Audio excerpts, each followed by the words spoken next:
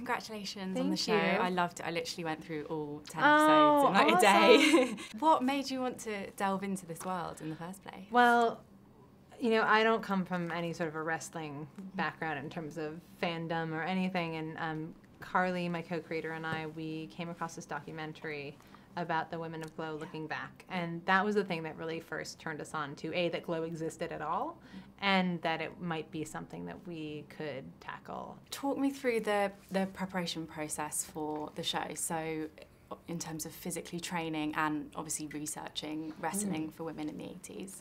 We all did wrestling training together. Do you want to talk about it? Yes, I do.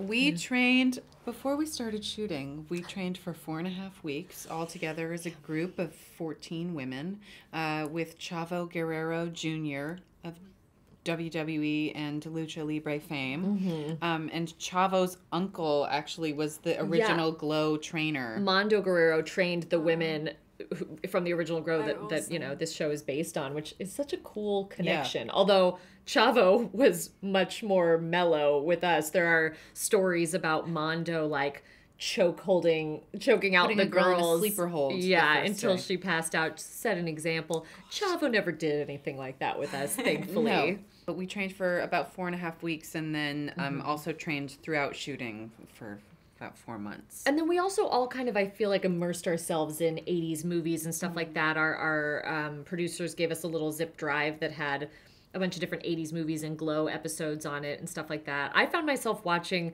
I was trying to look up movies that were nominated for Oscars in 1985 because I felt like, what would Ruth be watching? She'd really want to watch those quality movies, the things she was striving to be a part of. Why do you think it's just as important now, especially for women, as it was in the 80s?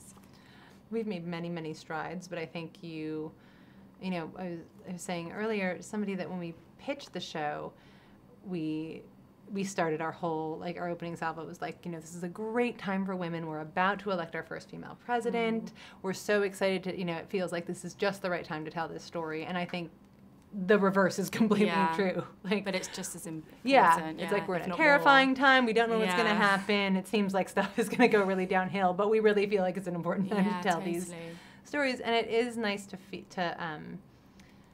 to just be with all these women. I love the messages about, you know, female independence and women defying male stereotypes and everything, but it's also just a really fun show. Yeah.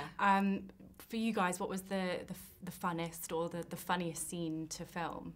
For me, just anywhere I was walking, you know, like, because I'd see myself on the camera, you know, if I'd look with those boots and just this attitude or driving in that big dumb car. I really liked our episode with our first match.